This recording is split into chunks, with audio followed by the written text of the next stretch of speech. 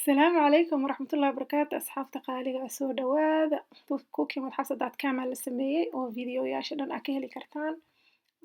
waxaa halkaas ku qoran oo aa ujeedaan waa waxyaabihii maaragtay qadada aan maanta ku darsanaynay haddii uu ku dhaafo fiidiyooga yacni ku cesho ee maaragtay qoro waxaas insha allah waxa meeshaas ku qoran qof kasta waa ka heli karaa gurigiisaan filayaa waa hilibkii shiidnaa basal kabsar caleen waa wax iska maaragtay aa wada taqaanaan hilib shiidan waaye laakiinse insha allah soomaalida waxaan jecelnahay hilib ari oo la jiidaayo laakiin maanta hilib shiidan aan ku karinaynaa saliiddaas aa ujeedaan waa saliid macsaro saliid macsarada aad ay cuntada u macaanaysaa haddaa hore u baroobeyseen hilib markii basasha kuu karto marka waxaa ku daraysaa hilibkii shiidan walaaq wax yar jajabi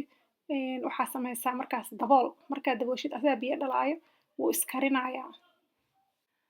daboolkiisaa dab ku siinee bariiska marka aan dabka kaleetaan shidanaynaa bariiska maanta baasta camal aan u karinayaa bariiskii Chinese-ka oo jasmine rice la dhahaayo oo sticky rice-ka aan sameynaa 2 koob biyaha markay kuusoo karkaraan biyaha aad aa u badinee yacni baasta inaa karinaysid camal cusbadaa ku daraysaa aad u fudud yahay bariiskan waana macaan yahay waana carfaaya maasha allah waaye marka halkaasaad saartay bariiskii waa iska iloobaysaa 20 daqiiqo kadibna waa miire hilibkii shiidnaayo xawaajiyaashii loo baahnaayo meesha ku qornaayo idin tusay waa xawaajigii burburka iyo pickle spices aa la dhahaa waa xawaajiyo badan oo la isku geeyey oo kala duwan laakiin waa shiidanay markaa soo gadato toontii shiidnayd toontii freshka ah hore ugu daray iyo nutmeg choiceka cuntada waa ku darsadaa maxaa dhacay hilibka waddamadan saas uma carfaayo marka urkaas yaruu ka dilayaa firinjeerka iyo waxaas uu kusoo daahay iyo ma aqaan whatever maaragtay sababtu tahay waxaasuu iiga dilaa marka aad aan u isticmaalaa choiceka yaanyaan ku daraaya qadadan aad u fududahay 20 daqiiqo qadadan waa kuu diyaar macaankana waa yaabaysaa waxyaabaha macaanaynaya dabcan waxaa waaye xawaajiyaashaas aan ku daray iyo saliid macsaradaas aan ku kariyey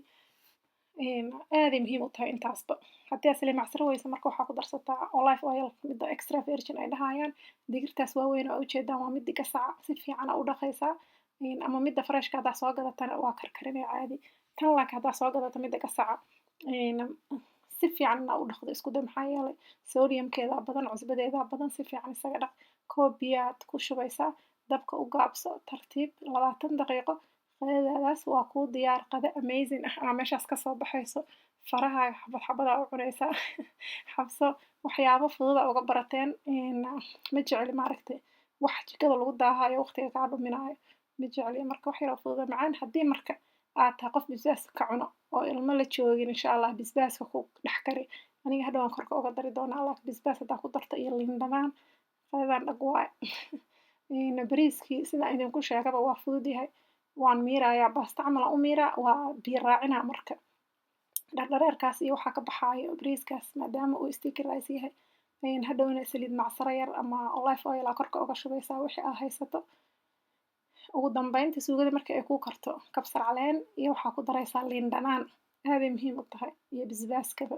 basbaaska korka uga shuban kartaa haddii ilmo aa siinayso laakiin cajiibaan ku leeyahay waa qado aad u fudud 20 daqiiqo gudahood alaabtaas amazing haddaa kasoo tuurto xagee u socotaa haddaa iskaabula tahayna dee wakaasaa ducada meesheedaa kasii wadaya umaleynaa markaa karisid sawirkeedaan kaa sugaa facebooka ii soo geli insha allah soo sheer garee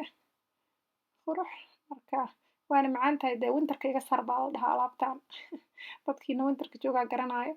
I know soomaalida hilib la jiida ayaan jecelnahay laakiin bariisyo hilibyo waaweyn aan soo saaray iyo chicken waa ku jiraa laakiin ardayda badan oo igu xiran oo jecel waxyaabaha fudfudud aan soo geliyo aatan iska leh marka dee wakaas ah idiin macaato maaragta wixii taliya tusaale ah hoos ku reeba waa mahadsantihiin wassalaamu calaykum follow me on snapchat insha allah snapchatkayga fiiriya waa shidan yahay insha allah see ya